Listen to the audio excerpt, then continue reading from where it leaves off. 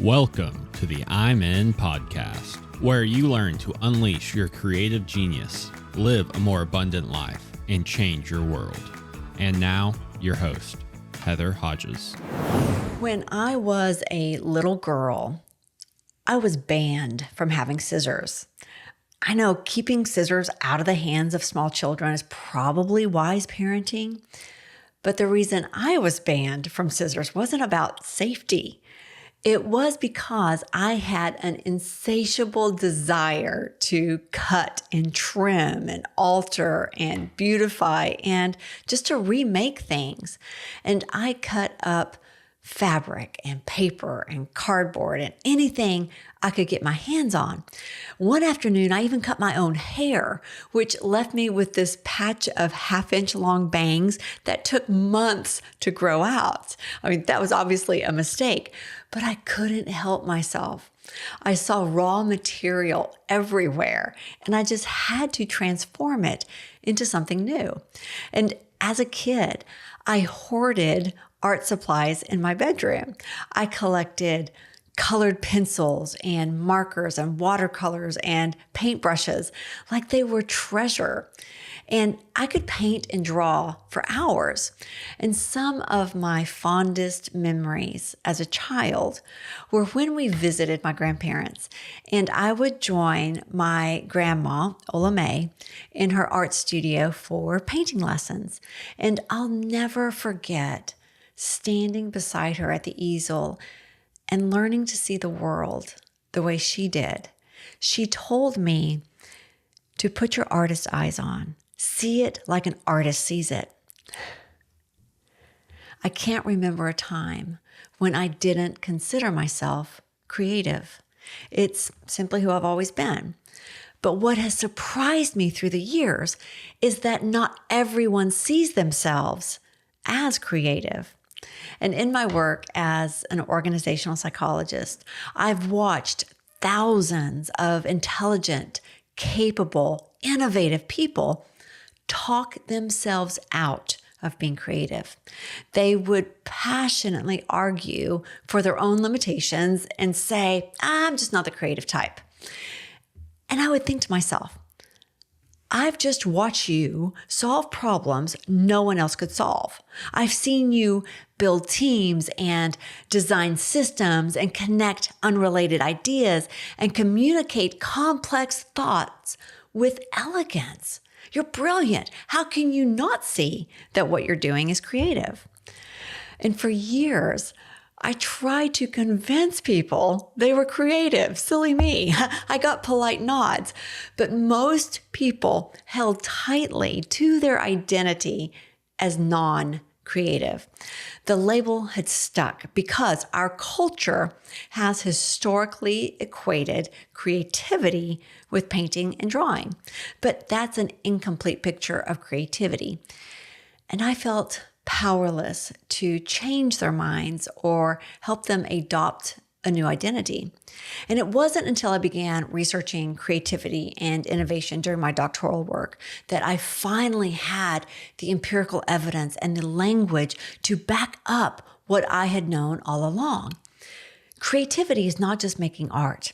It is the intentional process of generating novel and useful ideas to solve complex problems.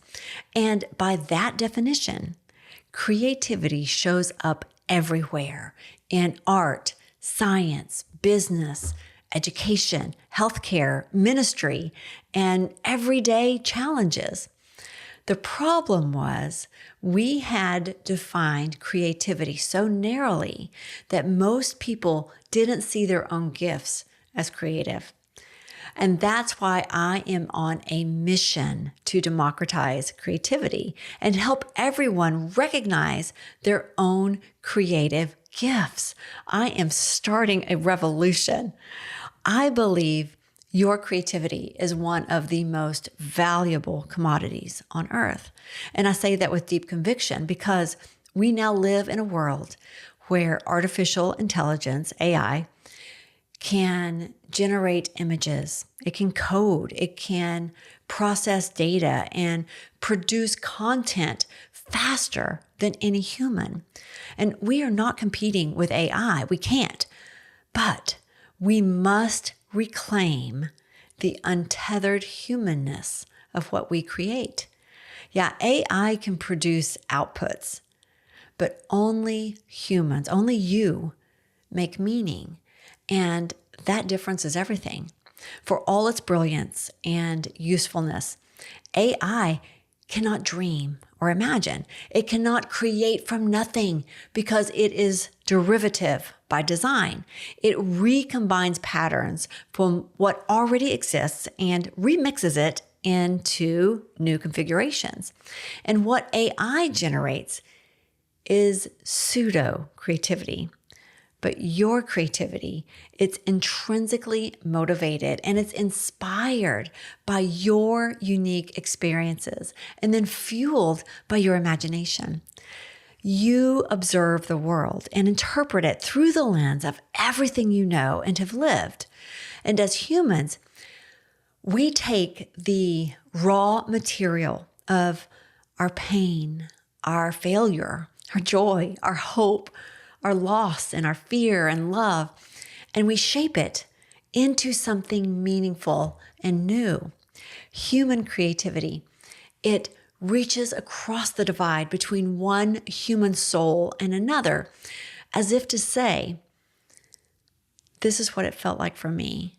Does that resonate with you? And don't hear what I'm not saying. I think AI is a useful tool. I use it all the time. But while AI can generate 1,000 images of a sunset, it has never watched the sky burn orange and pink side by side on the worst day imaginable and understand that beauty and grief can coexist. It has never needed to make sense of the world in order to survive. But you have. Only humans can stare into the unknown and imagine something that does not exist yet. Your creativity is forged in the fire of your lived experiences. It is birthed out of your memory and knowledge, and then it is propelled by the wild magic of your imagination. In the age of AI, human creativity is more precious than ever. And here's what I've learned. The people who have always identified as creative, like artists and inventors, often see the creative spark in others, even when those people can't see it in themselves. And this podcast and my work in general is my endeavor to help everyone else see and reclaim what the artists have always known. You are creative, and the world desperately needs your creative gifts. The challenges we face today in our organizations and healthcare, our community, our world cannot be solved without your creativity. But unfortunately, right now, there's a lot of people who don't think they're creative because they've been told by a teacher, a boss, maybe a childhood bully, or by a culture that defines creativity so narrowly that they believe that creativity isn't their thing. And if that's you, if you have ever thought, I'm not creative, this podcast is for you. And if you're a leader who knows your organization, your team needs more innovation, but you're not sure where to begin, this podcast is for you. And if you express your creativity through hobbies like photography or baking or gardening or tinkering in your garage, but you have never translated those gifts into your work, this podcast is for you.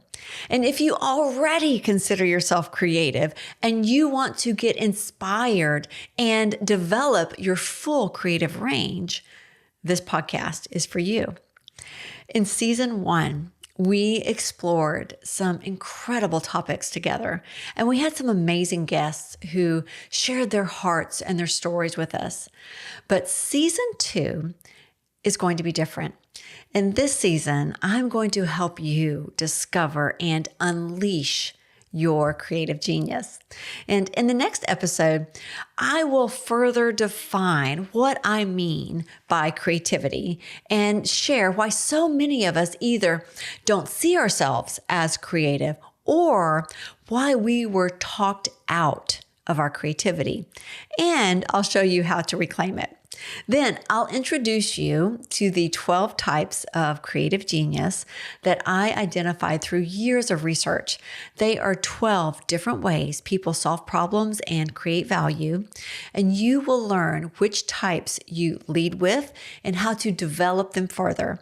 And you'll finally have words for gifts you may never have recognized as creativity.